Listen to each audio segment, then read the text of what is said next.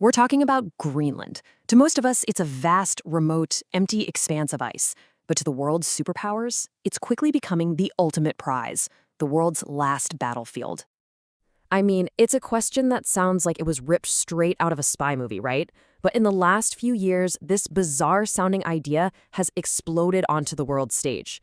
And it forces us to ask, what on earth is so valuable about this massive frozen landscape? Okay, let's get into it. And this isn't just some wild, hypothetical thought experiment. That was a direct statement from a sitting U.S. president.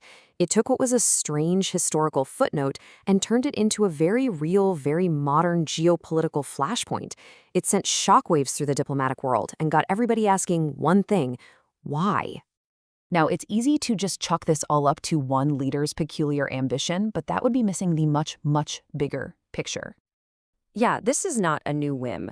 The desire to bring Greenland under the American flag is a strategic goal that's been quietly simmering for over 150 years, long before it ever made headlines. I mean, just look at this timeline. This has been a recurring American goal for generations. Right after the U.S. bought Alaska in 1867, the first proposal was floated. Congress basically laughed it out of the room. In 1910, President Taft tried again. No luck. But the most serious attempt came in 1946, when President Truman offered Denmark what would be over $1 billion today in solid gold. And each time, the answer was a hard no. The key takeaway here is that this isn't a new obsession. It's a long-standing strategic objective. To understand why, you have to start with the most traditional reason any nation wants a piece of land: its location. It's all about raw military power. Just picture a globe, but look at it from the top down, over the North Pole. All of a sudden, Greenland isn't on the edge of the world. It's at the absolute center of it. It's the shortest path, the rooftop of the world, connecting the two great nuclear powers. And this is why it's been called the unsinkable aircraft carrier. America already operates the massive Thule Air Base there. It's home to a state-of-the-art radar system that acts as our first line of defense. It can detect a missile launch from Russia the very second it happens. And that's not all.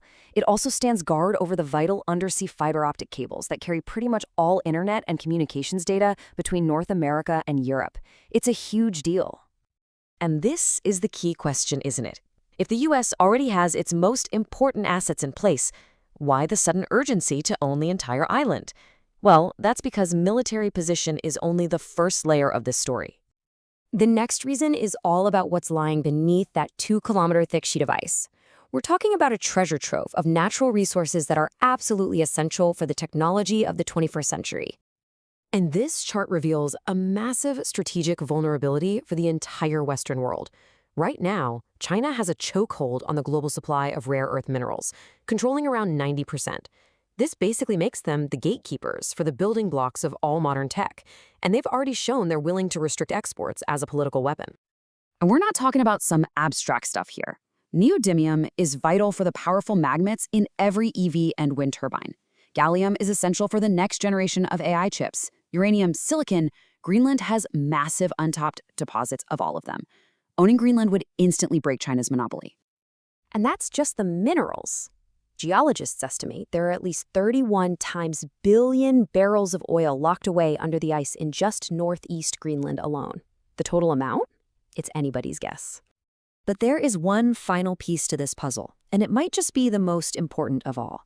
It's not about what's under the ice, but what's happening to the ice itself.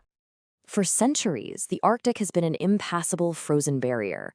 But as the planet warms, the ice is retreating, and for the first time, a new shipping lane, the Northwest Passage, is becoming a reality. And this isn't just a shortcut, it's a complete revolution in global trade. Look at this comparison. A ship traveling from China to London through the traditional Suez Canal route covers about 20,000 kilometers.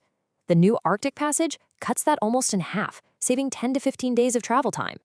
For the shipping industry, that's billions of dollars in fuel costs saved every year. So the crucial point is, this new route is going to completely reshape the world economy. And Greenland sits right at the eastern entrance of this new global highway. It's the modern equivalent of controlling the Suez or Panama Canal. It's the toll plaza for the future of world trade. And right now, both Russia and China are scrambling to dominate it. For the U.S., letting that happen is a strategic nightmare. So you've got military dominance, resource independence, and control over future trade. The prize is immense. But the risks of making a move, well, They are catastrophic. And that isn't an exaggeration. Denmark, which has sovereignty over Greenland, is a founding member of NATO. The core principle of the alliance is that an attack on one is an attack on all. If the U.S. were to seize territory from its own ally, the entire foundation of Western security would just crumble overnight. Experts warn of a catastrophic domino effect. Sure, the U.S. might become the Arctic superpower, but the cost would be shattering the trust of its closest allies. Breaking China's hold on minerals would almost certainly provoke a dangerous escalation. And that's before even considering the environmental devastation from unchecked mining and the cultural loss for the 57,000 indigenous people of Greenland.